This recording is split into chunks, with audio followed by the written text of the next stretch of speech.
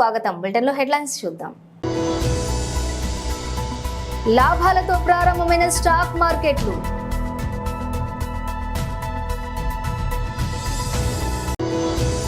ఢిల్లీలో అర్ధరాత్రి కలకలం రేపిన ఎన్కౌంటర్, ముగ్గురు కరుడుగట్టిన గ్యాంగ్స్టర్ అరెస్ట్. బీఆర్ఎస్ బీజేపీ పార్టీల నుండి పెద్ద ఎత్తున కాంగ్రెస్ పార్టీ ఇన్ఛార్జ్ పూజల హరికృష్ణ ఆధ్వర్యంలో చేరటం జరిగింది. ఈ రోజు విజయవాడలో 31,866 మందికి ఇళ్ల పట్టాలు పంపిణీ, సీఎం జగన్. ఈ రోజు విజయవాడలోని 31,866 మందికి ఇళ్ల పట్టాలు పంపిణీ చేశారు సీఎం జగన్. మంచి కార్యక్రమాలు జరిగిస్తూ ఈరోజు మీ అందరి చిక్కటి చిరునవ్వుల మధ్య ఈ కార్యక్రమాలు జరుగుతూ ఉన్నాయి. ఈరోజు విజయవాడలోనే దాదాపుగా 31,866 పట్టాలకు సంబంధించి రకరకాల కేటగిరీస్ లో ఉన్న ఈ పట్టాలను రెగ్యులరైజ్ చేసి ప్రజలందరికీ కూడా మంచి చేస్తూ వీటికి సంబంధించిన సంపూర్ణ హక్కులు ఆ కుటుంబాలకు ఇచ్చే ఒక మంచి కార్యక్రమం ఈ రోజు శ్రీకారం చుడతా ఉన్నాం.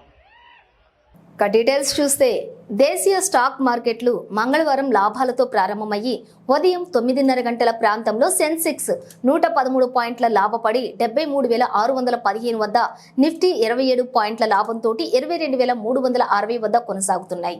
సెన్సెక్స్ 30 సూచీలోని TCS, Tech Mahindra, Infosys, Maruti, Tata Motors, LNT, Bharti Airtel, అలాగే విశ్వో షేర్లు లాభాలతో ట్రేడ్ అవుతూ ఉన్నాయి. ITC, Bajaj Finance, HUL, JSW Steel, NTPC, SBI, Nestle India, UltraTech Cement, Power Grid షేర్లు నష్టాలలో ఉన్నాయి. ఇక రూపాయి మార్కం విలువ డాలర్తో పోలిస్తే 82.72 వద్ద ప్రారంభమైంది.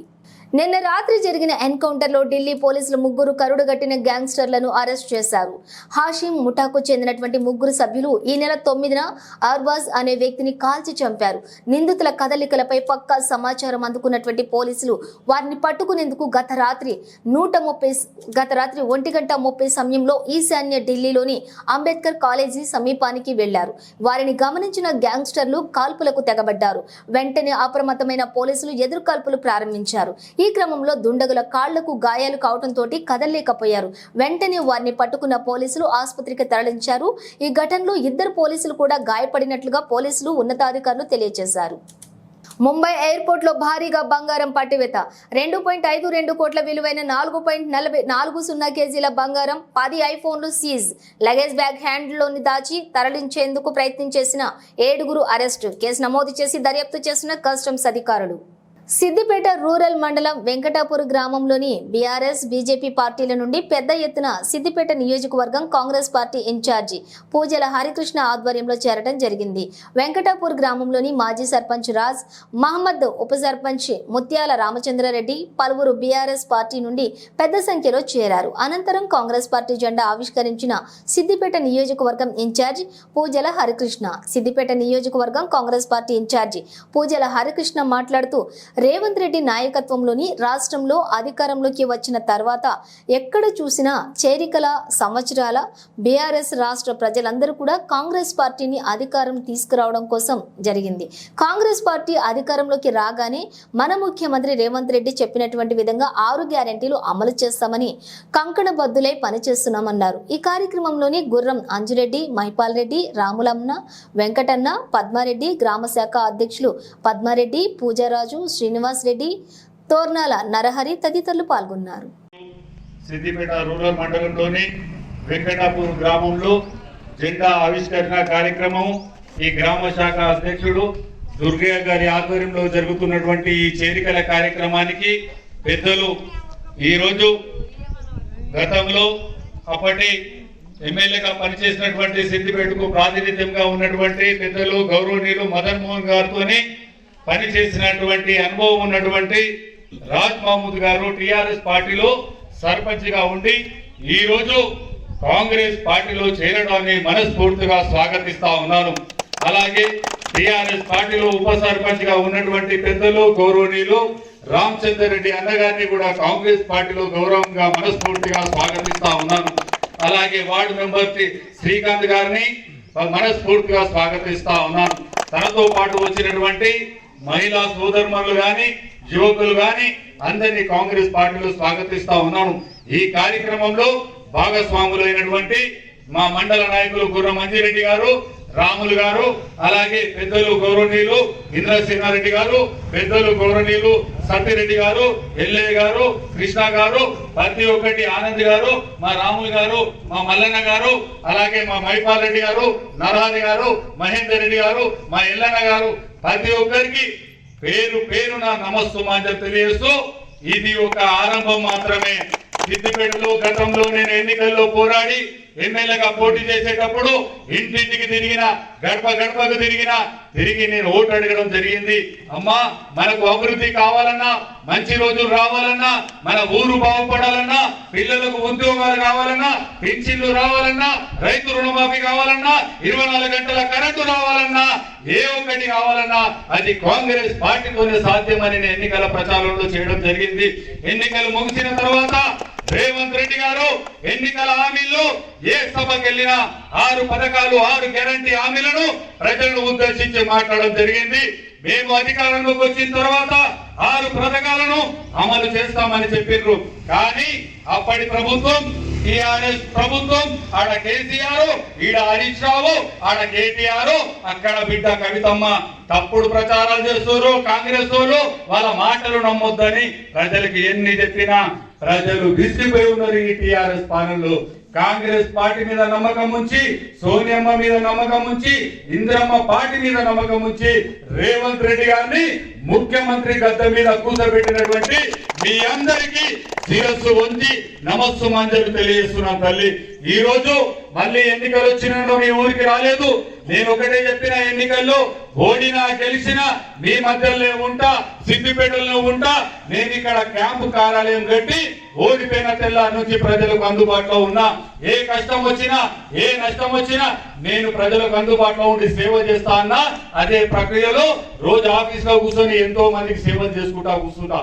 ఈ రోజు మన గ్రామం అభివృద్ధి చెందాలంటే అక్కడ రాష్ట్రంలో కాంగ్రెస్ పార్టీ ఉంది. ఇక్కడ మన దగ్గర కూడా ఊరు డెవలప్ కావాలి. మా రాజ్భవన్ వచ్చిండు, తర్వాత కృష్ణ వచ్చిండు, దుర్గన్న వచ్చిండు, శ్రీకాంత్ వచ్చిండు, ఎంతో మంది చెప్పారు. మా ఊర్లో ఎన్నో కార్యక్రమాలు పెండింగ్ ఉన్నాయి. ఆడ ఫంక్షన్ హాల్ పెండింగ్ ఉంది, ఇంకో భవనం లేదు, రోడ్డు లేదు, మోరీలు లేవు, స్కూల్ భవనానికి గోడలు లేవు, డోర్లు లేవు అని చెప్తా ఉన్నారు. ఈ అభివృద్ధి జరగాలంటే అది కేవలం కాంగ్రెస్ పార్టీతోనే జరుగుతుందనే నమ్మకంతో ఈ రోజు ఇంత పెద్ద ఎత్తున పెద్ద మనుషులు కాంగ్రెస్ పార్టీలో చేరడం జరిగింది. వాళ్ళ నమ్మకాన్ని మంచిర్యాల జిల్లా మందమరి పట్టణంలో మంగళవారం రోజున కాంగ్రెస్ నాయకులు నామని ముత్తయ్య, కాసర్ల శ్రీను ఆహ్వానం మేరకు దీపక్ నగర్ 16వ వార్డుకు విచ్చేసినటువంటి మున్సిపల్ కమిషనర్ వెంకటేశ్వర్లు పోచమ్మ గుడి ఆలయాన్ని సందర్శించారు. అలాగే బస్తీ వాసులు ఇచ్చినటువంటి వార్డు సమస్యల వినతి పత్రాన్ని స్వీకరించి ఒక్కసారిగా సమస్యలను చూసినటువంటి తర్వాత పరిష్కరిస్తామని మున్సిపల్ కమిషనర్ బస్తీ వాసులకు హామీ ఇవ్వడం జరిగింది. 16వ డివిజన్ బస్తీ ముఖ్య నాయకులకు అందరికీ, ఇక్కడికి వచ్చిన వాళ్ళందరికీ నా యొక్క నమస్కారం తెలియజేస్తున్నారు.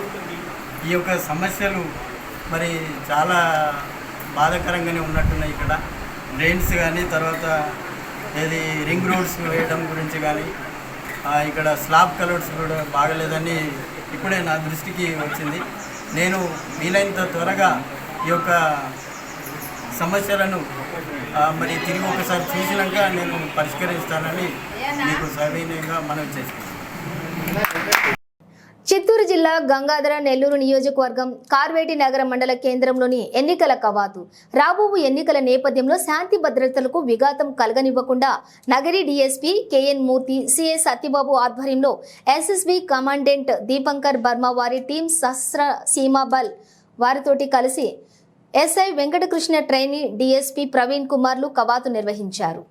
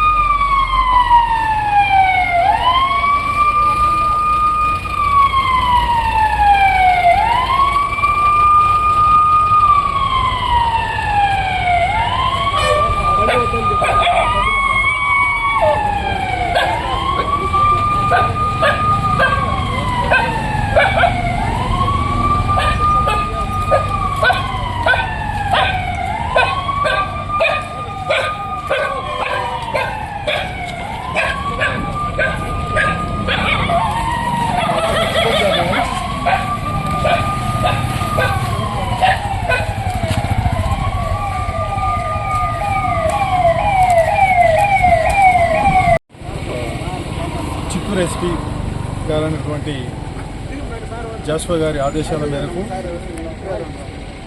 మన జిల్లాలో సమస్యాత్మకమైనటువంటి మండలాలలో, గ్రామాల్లో ఈ యొక్క సెంట్రల్ పారామిలిటరీ బలగాల చేత ఫ్లాగ్ మార్చ్ చేయించడం జరుగుతూ ఉంది. ఎందుకంటే రాబోయే ఎలక్షన్ దృష్టిలో పెట్టుకొని గ్రామాలలో ఎక్కడ కూడా అవాంఛనీయ సంఘటనలు జరగకుండా తీసుకునే చర్యలో భాగంగా ఈరోజు ఫ్లాగ్ మార్చ్ నిర్వహించడం జరిగింది. ప్రజలకు మేము ఈ సందర్భంగా కోరేది ఒకటే, మీకు ఓటు నచ్చిన నాయకుడికి, పార్టీకి వేసుకోండి. అనవసరమైన వివాదాలు పెట్టుకోకుండా మీ యొక్క విలువైన ఓటును ఉపయోగించవలసిందిగా కోరుతున్నాను. ఆ తర్వాత ఎలాంటి పరిస్థితులు కూడా ఈ ఎలక్షన్ టైంలో వివాదాల్లో ఇస్తుంటే ఖచ్చితంగా షీట్లు ఓపెన్ చేస్తాము. లీగల్గా చాలా సమస్యలు వచ్చే అవకాశం ఉంటుంది కాబట్టి ప్రశాంతమైన వాతావరణంలో ఓట్లు వేయవలసిందిగా కోరుతున్నాను. Thank you. వెనుకొండలోని కారంపొడి రోడ్డులో గల బ్రహ్మనాయుడు కళ్యాణ మండపం నందు నవరత్నాలు పేదలందరికీ ఇళ్లు రిజిస్ట్రేషన్ పట్టాల పంపిణీ కార్యక్రమంలో శాసనసభ్యులు శ్రీ బుల్లా బ్రహ్మనాయుడు ముఖ్య అతిథిగా పాల్గొన్నారు. జగనన్న కాలనీ ద్వారా లబ్ధి పొందిన ఇళ్ల స్థలాలను రిజిస్ట్రేషన్ చేసిన పత్రాలను లబ్ధిదారులైన మహిళలకు హక్కు పట్టాలను పంపిణీ చేశారు. ఈ సందర్భంగా వారు మాట్లాడుతూ మహిళలకు పెద్దపీట వేసి వారికి తగిన గౌరవ మర్యాదలు ఇస్తున్న ప్రభుత్వం వైఎస్ఆర్ కాంగ్రెస్ పార్టీ ప్రభుత్వం అని అన్నారు. గౌరవ ముఖ్యమంత్రి వర్యులు శ్రీ వైఎస్ జగన్మోహన్ రెడ్డి అని అన్నారు. మహిళలు అన్ని రంగాల్లో అభివృద్ధి చెందాలని, వారి సొంత ఇంటి కలను నెరవేర్చాలని ముఖ్యమంత్రి వైఎస్ జగన్మోహన్ రెడ్డి ఇళ్ల స్థలంను వారి పేరు మీద ఇస్తూ ఆ స్థలాన్ని రిజిస్ట్రేషన్ చేసి ఇస్తూ ఉందని తెలిపారు. వారు గృహ నిర్మాణానికి కూడా ప్రభుత్వం తరపున సహాయ సహకారాలు అందిస్తున్నామని తెలిపారు. జగనన్న ఈ రాష్ట్రంలో ప్రతి ఒక్కరు కూడా తన ఆడపడుచులుగానే భావిస్తానని తెలిపారు.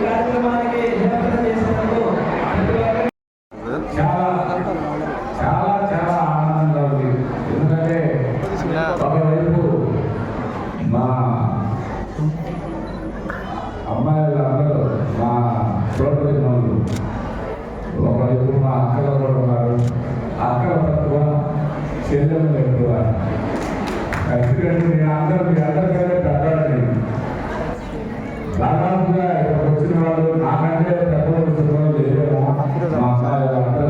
చెల్లెమ్మలే వాళ్ళ ఆశీర్వాదం ఎప్పుడు నాకు మా తోడుకుంటుందని నేను ఎప్పుడు అనుకుంటాను. ముందు మా తోడుకుంటూ మనస్ఫూర్తిగా కృతజ్ఞతలు తెలియపరుస్తున్నాను. శుభాకాంక్షలు కూడా తెలియపరుస్తున్నాను.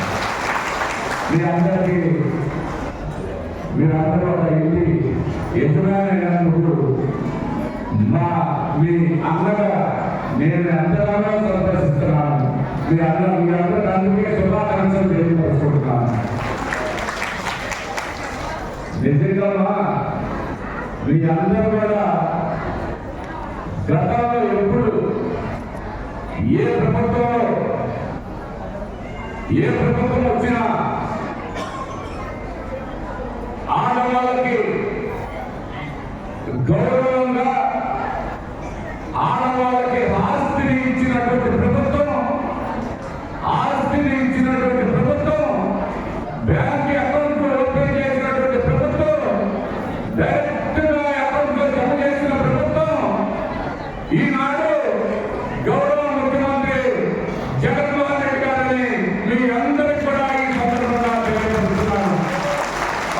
ఎవరు ఏమనుకున్నా, ఎక్కడన్నా ఒక రూపాయలు సంపద ఉండకపోయినా వాళ్ళ అంతరాత్మ సాక్షిగా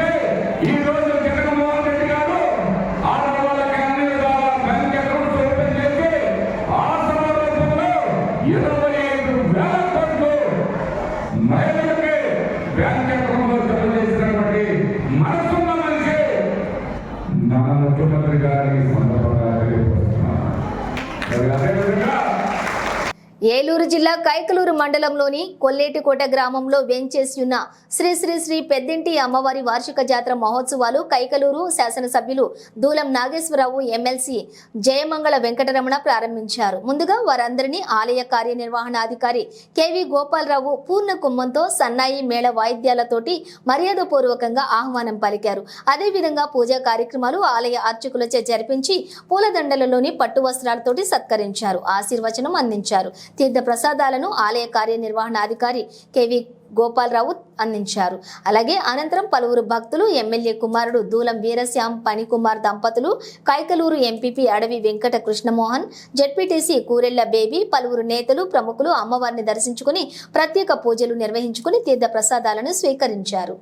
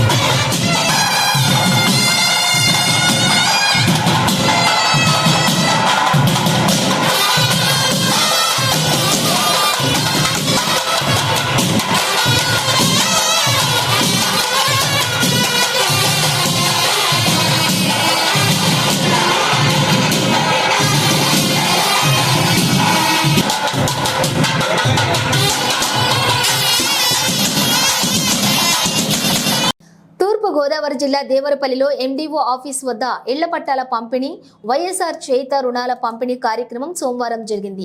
ఈ కార్యక్రమానికి హోంమంత్రి తానేటి వనిత హాజరయ్యారు.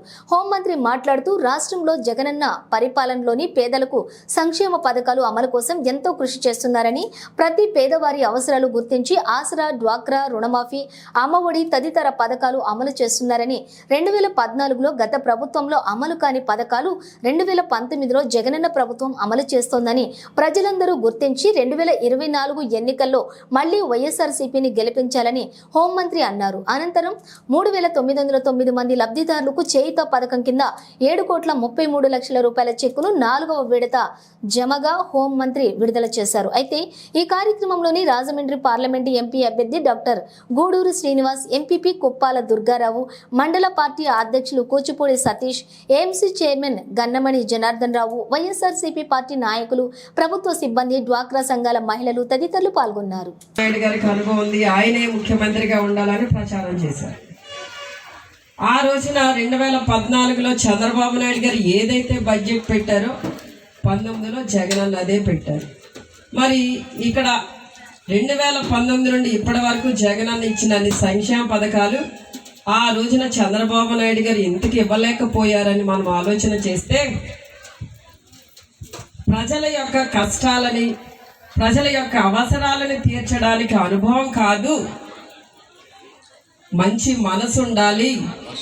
మనసున్న మహారాజులా ఈ రోజున జగనన్న మనందరికీ కూడా సంక్షేమ పథకాల రూపంలో ఆదుకున్నారన్న విషయాన్ని మీ అందరికీ కూడా తెలియజేస్తున్నాను. నేను ఎందుకంటే ఈ రోజున మన బిడ్డలను చదివించే కార్యక్రమం ఎవరు తీసుకున్నారమ్మా? జగన్ అన్న తీసుకున్నారు. మరి మన డోక్రా రుణాలు తీర్చే కార్యక్రమం తీర్చారమ్మా? రుణమాఫీ జరిగిందా? ఆసరా పథకం ద్వారా 4 విడతలు ఇచ్చారమ్మా. ఎవరిచ్చారు దాన్ని? జగన్ అన్న ఇచ్చారు. 0 వడ్డీ ఇస్తున్నారమ్మా. ఈరోజు ఏమి ఇస్తున్నారు మీకు? చేయూత.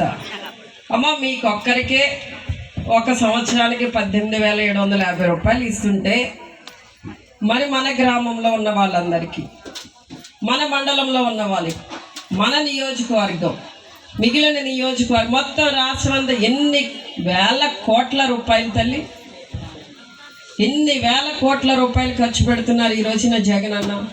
పోనీ ఇన్ని రూపాయలు మనకి ఇస్తున్నారు కదా, ఇచ్చే క్రమంలో 1 రూపాయి అయినా మనం తిరిగి వెనక్కి కడుతున్నామా? కడుతున్నామా? అమ్మఒడి కానీ, చేయూత కానీ, మీ డోక్రా రుణమాఫీ కానీ, 0 వడ్డీ కానీ, అమ్మా కాపు నేస్తం కానీ, ఈబీసీ నేస్తం కానీ కడుతున్నాము? ఏది కట్టట్లేదు. అంటే ఈ రోజున మీ అందరికీ కూడా ఈ సంక్షేమ పథకాలు ఎందుకు ఇస్తున్నారు జగన్ అన్న అంటే, ఎందుకు ఇస్తున్నారమ్మా మీకు ఈ డబ్బులన్నీ? ఎందుకు ఇస్తున్నారమ్మా?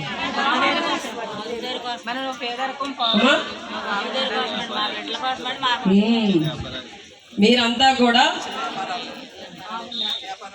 మీ కాళ్ళ మీద మీరు నిలబడి ఆర్థిక స్వతంత్రులుగా బలపడాలన్నది జగన్ అన్న యొక్క ఆలోచన. సాధారణంగా మన కుటుంబాలలో యజమాని ఒక్కరే సంపాదిస్తూ ఉంటారు. ఆ ఒక్క సంపాదన మీదనే మన కుటుంబం భారం అంతా కూడా ఉంటుంది. మన ఇంటి అవసరాలు తీరాలి, కుటుంబంలో ఉన్న ప్రతి ఒక్కరి అవసరాలు తీరాలి, సరిపోవట్లేదు. ఏదైనా అత్యవసరమైనప్పుడు ఏం చేస్తారు? గబగబా పక్కింటికి వెళ్ళి అప్పు తీసుకొస్తారు.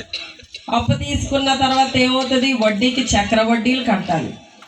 మన జీవితం అంతా వడ్డీలు కట్టడమే కానీ అసలు తీర్చం ఏమో. ఈ లోపల వాళ్ళు వచ్చి మన పీకల మీద కూర్చుంటే ఏం చేస్తాం? మనకున్న భూమో ఇల్లో ఏదో ఒకటి అమ్మేసి మొత్తం వాళ్ళు అప్పు తీరుస్తాం. అప్పు తీర్చిన తర్వాత మన ఇంట్లో పరిస్థితి ఏంటి? ఉండడానికి ఇల్లు ఉండదు, తినడానికి కష్టము. ఇన్ని ఇబ్బందులు పడుతున్న మనకి, మన కుటుంబాలలో ఈ రోజున. బులెటిన్ ముగించే ముందు హెడ్లైన్స్ మరోసారి. లాభాలతో ప్రారంభమైన స్టాక్ మార్కెట్లు.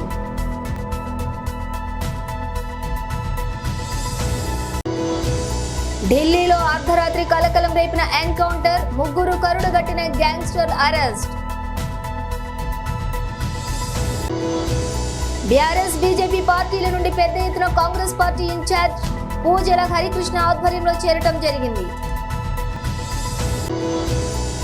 ఈ రోజు విజయవాడలో 31,866 మందికి ఇళ్ల పట్టాలు పంపిణీ, సీఎం జగన్. ఇది ఇవాల్టి బులెటిన్ అప్డేట్స్. మరో బులెటిన్తో మళ్ళీ కలుద్దాం.